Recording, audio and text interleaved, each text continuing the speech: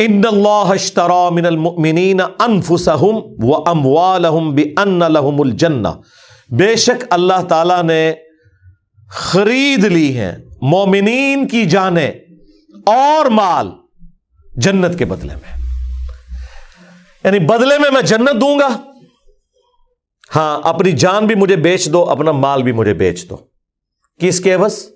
جنت کے عوض۔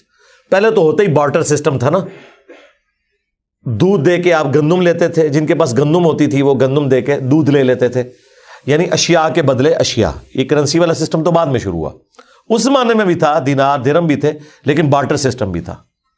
تو یہ سمجھ لے اللہ تعالیٰ کا ڈیوائن بارٹر سسٹم ہے کہ اپنی جانیں اور مال مجھے دو، اس کے بدلے میں تمہیں ہمیشہ کی جنت دوں گا، اور وہ جنت ایسی کہ جس میں نہ موت آئے گی، نہ بڑھاپا آئے گا، نہ پریشانی آئے گی، اور سب سے بڑھ کر وہ جنت کی نعمتیں ابدی ہیں، اور ہر وہ نعمت ہے جو آپ خواہش کریں گے۔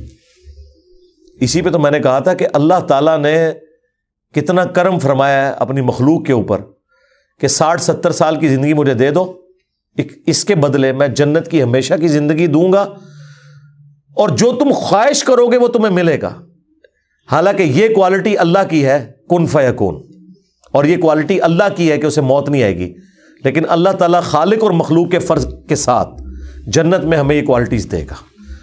یہ وہ چیز ہے جو آپ کے دل میں اللہ سے محبت کا جذبہ پیدا کرتی ہے، ورنہ آپ جتنے اور کنسیپٹ رکھیں، الٹیمیٹلی اللہ کے ساتھ آپ کا ڈر کا رشتہ تو ڈیولپ ہوتا ہے، محبت کا نہیں ہوتا، کہ مجھے میری مرضی کے بغیر پیدا کر کے اتنی بڑی آزمائش میں ڈال دیا، اور پھر اتنا سخت حساب رکھا، اور الٹیمیٹلی جنت یا جہنم کا فیصلہ ہونے والا ہے، اتنی بڑی تکلیف میں مجھے کیوں ڈال دیا؟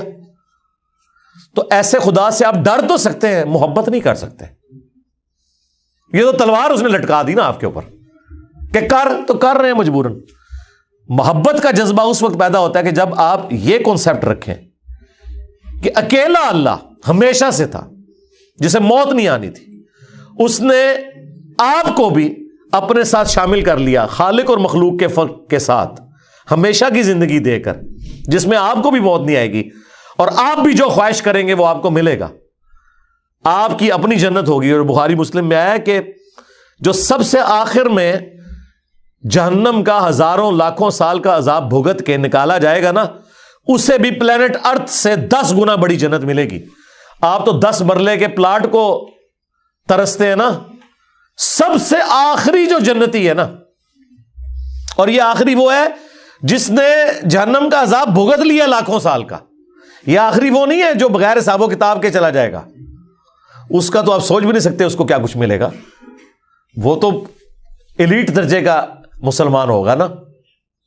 یہ وہ ہے جو اپنا عذاب بھگت کے جائے گا، اس کو بھی پلینٹ ارتھ سے 10 گنا بڑی جنت، جس کو فنا نہیں ہے، جو بخاری مسلم میں آیا کہ موت کو مینڈے کی شکل میں لا کے میدان محشر میں قتل کر دیا جائے گا۔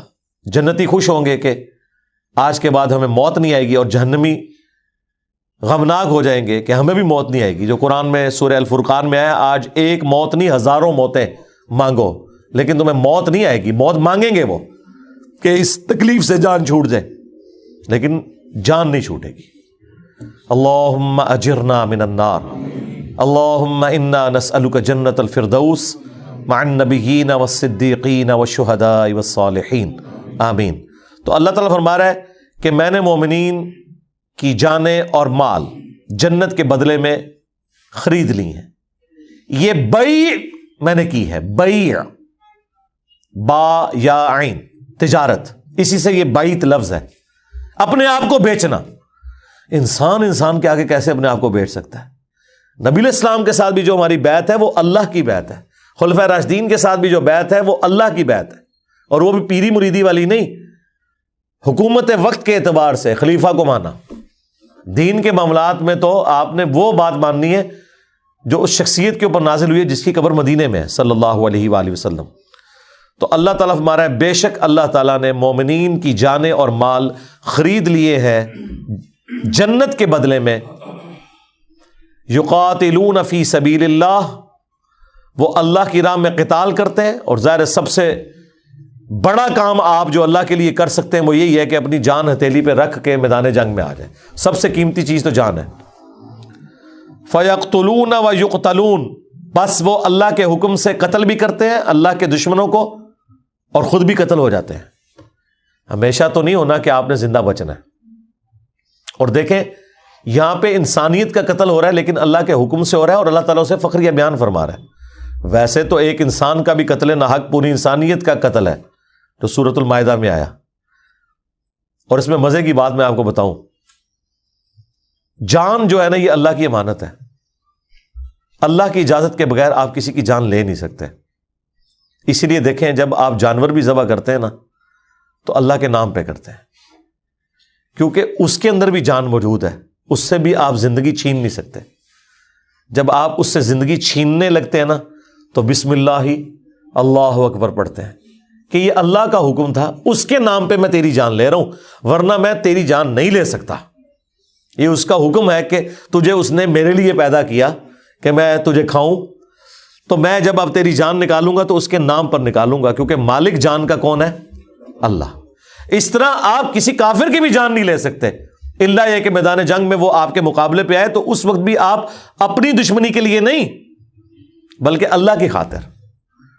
وہ جو سیدنا علی کا واقعہ ہے کہ جب وہ کافر کے سینے پہ چڑھ گئے تھے، اس نے تھوک دیا تو وہ اتر گئے. ان کا بھائی اب میرا غصہ اس میں شامل ہو گیا، بس وہ اسی چیز سے امپریس ہو کے مسلمان ہو گیا. دیکھیں جی جہنم کے دہانے پہ پہنچا ہوا بندہ، آخری ٹائم پہ اللہ نے اس کے لیے جنت کر دی. یہ ہے اللہ تعالیٰ کی ڈیسٹنی اور تقدیر. سبحان اللہ. تو اللہ تعالیٰ فرما رہے ہیں کہ اہل ایمان اللہ کی راہ میں قتال کرتے ہیں اور کافروں کو قتل بھی کرتے ہیں جہاں ضرورت ہے میدان جنگ میں، اور خود بھی قتل ہوتے ہیں. وعدن علیہ حقا فی التوراۃ والانجیل والقرآن، اور یہ وہ وعدہ ہے جو اللہ تعالیٰ نے سچا وعدہ کیا تھا پختہ تورات میں بھی، یعنی اولڈ ٹیسٹمنٹ میں، انجیل نیو ٹیسٹمنٹ میں، اور قرآن میں بھی. یعنی تینوں کتابوں کے اندر وہی بات ہے کہ دنیا کی زندگی مجھے دو، آخرت کی ہمیشہ کی زندگی لے لو. اور یہی ایک یونیورسل ٹروتھ ہے جی. ہاں، جو اللہ تعالیٰ نے سورۃ الاعلیٰ کے اینڈ پہ بھی فرمایا نا، قد افلح من تزکا وذکر اسم ربہ فصلی بل تؤثرون الحیاۃ الدنیا والآخرۃ خیر وابقی. تمہارا اصل مرض یہ ہے کہ تم دنیا کی زندگی کو ترجیح دیتے ہو جبکہ آخرت بہتر بھی ہے اور ہمیشہ رہنے والی بھی. ان ھذا لفی الصحف الاولی، یہی ایک یونیورسل ٹروتھ، یہی ایک کانٹے کی بات تھی جو اگلے سارے صحیفوں میں تھی. صحف ابراہیم و موسیٰ، چاہے وہ ابراہیم علیہ السلام کے آسمانی صحائف ہوں چاہے موسیٰ علیہ السلام کے، ایک ہی کانٹے کی بات تھی. یہاں پہ بھی آ گیا کہ یہ اللہ کا وعدہ ہے کہ جو اپنی جان اور مال اللہ کے لیے خرچ کرے گا اللہ اسے جنت دے گا. یہ اللہ تعالیٰ نے بیعت کی ہوئی ہے مومنین کے ساتھ. وَمَنْ أَوْفَى بِعَهْدِهِ مِنَ اللَّهِ، اللہ اکبر. اور کون زیادہ پورا کرنے والا ہے اپنے وعدے کو اللہ سے بڑھ کر. یعنی اللہ تعالیٰ ہمارا یہ جو میرا وعدہ ہے نا تو میں تو وعدہ وفا کروں گا، مجھ سے زیادہ سچا کون ہو سکتا ہے. دنیا میں یہ ہو جاتا ہے کہ آپ کبھی محنت بھی کرتے ہیں نا، رزلٹ آپ کے خلاف آتا ہے کیونکہ اللہ کو کچھ اور منظور ہوتا ہے.